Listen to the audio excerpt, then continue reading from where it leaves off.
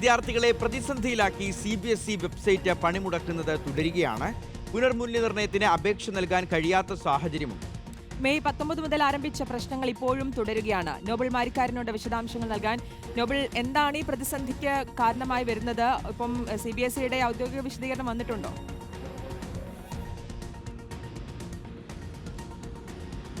ശ്രുതി, CBSEയുടെ ഔദ്യോഗിക സൈറ്റിൽ പ്രശ്നങ്ങൾ ആരംഭിച്ചത് മെയ് 19 പ്രധാനപ്പെട്ട കാര്യം എന്ന് പറയുന്നത് വിദ്യാർത്ഥികൾ +2 വിദ്യാർത്ഥികളുടെ പുനർമൂല്യനിർണ്ണയവുമായി ബന്ധപ്പെട്ട പ്രശ്നങ്ങളാണ് ഇപ്പോൾ കണ്ടുവരുന്നത്. കാരണം വിദ്യാർത്ഥികൾക്ക് അവരുടെ ഫീസുകൾ അടയ്ക്കാനോ അല്ലെങ്കിൽ നിലവിലത്തെ ഉത്തരക്കടലാസ് സ്കാൻ ചെയ്ത് വയ്ക്കുമ്പോൾ അതിന് ക്ലാരിറ്റി ഇല്ലാത്തമായ സാഹചര്യങ്ങൾ ഉണ്ടാകുന്നുണ്ട്. ലിങ്കുകൾ പല ഘട്ടങ്ങളിലും തുറക്കാൻ കഴിയുന്ന സാഹചര്യമുണ്ട്. അത്തരത്തിൽ മൊത്തത്തിൽ പ്രതിസന്ധിയാണ് എന്നാണ് വിദ്യാർത്ഥികളും അധ്യാപകരും വ്യക്തമാക്കുന്നത്. ഇത് അവരുടെ പുനർമൂല്യ പ്രവർത്തനത്തെ അടക്കം ബാധിക്കുന്നു എന്നുകൂടി വ്യക്തമാകുന്നു. 23-ാം തീയതിയാണ് ഇത്തരത്തിൽ ഈ ചോദ്യപേപ്പറുകൾ സ്കാൻ ചെയ്ത് അപ്ലോഡ് ചെയ്യാനുള്ള സമയം നൽകിയിരിക്കുന്നത്. ഇന്നിപ്പോൾ തീയതിയിലേക്ക് അടുക്കാൻ പോകുന്നു. ഈ പശ്ചാത്തലത്തിൽ ഇപ്പോൾ 3 ദിവസമായി 19-ാം തീയതി മുതൽ ആരംഭിച്ചിരിക്കുന്ന പ്രതിസന്ധി ഇപ്പോഴും മാറാത്ത വിദ്യാർത്ഥികളുടെ ഭാവിയെ അടക്കം പ്രതിസന്ധിയിലാക്കുന്നുണ്ട് എന്നാണ് മാതാപിതാക്കൾ വ്യക്തമാക്കുന്നത്. നിലവിൽ CBSE ഈ പ്രശ്നം പരിഹരിക്കാൻ നീക്കം ആരംഭിച്ചിട്ടുണ്ട് എന്ന് മാത്രമാണ് വ്യക്തമാക്കുന്നത്. പക്ഷേ അപ്പോഴും പൂർണ്ണമായും ഈ പറഞ്ഞ പ്രശ്നം പരിഹരിക്കാനുള്ള സാവകാശം പൂർണ്ണമായി പരിഹരിക്കാൻ കഴിഞ്ഞിട്ടില്ല എന്നാണ് ഏറ്റവും പ്രധാനപ്പെട്ട കാര്യം ഇനിയിപ്പോൾ. കാരണം നിലവിൽ 23-ാം തീയതി വരെയാണ് ഇത്തരത്തിൽ ഈ പറഞ്ഞ ചോദ്യപേപ്പറുകൾ അപ്ലോഡ് ചെയ്യാനുള്ള സമയപരിധി നൽകിയിരിക്കുന്നത്. അതിനിപ്പോൾ നീട്ടി നൽകാനുള്ള സാധ്യത അടക്കം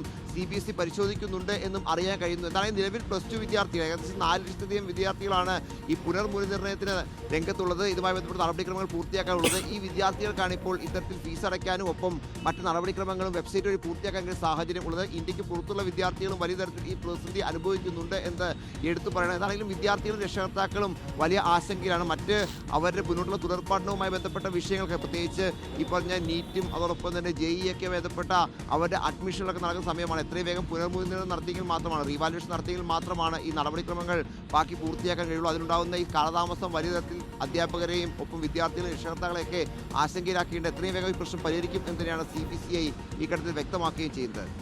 ശരി, നോബൽ മാരിക്കാരനാണ് വിശദാംശങ്ങൾ നൽകിയത്.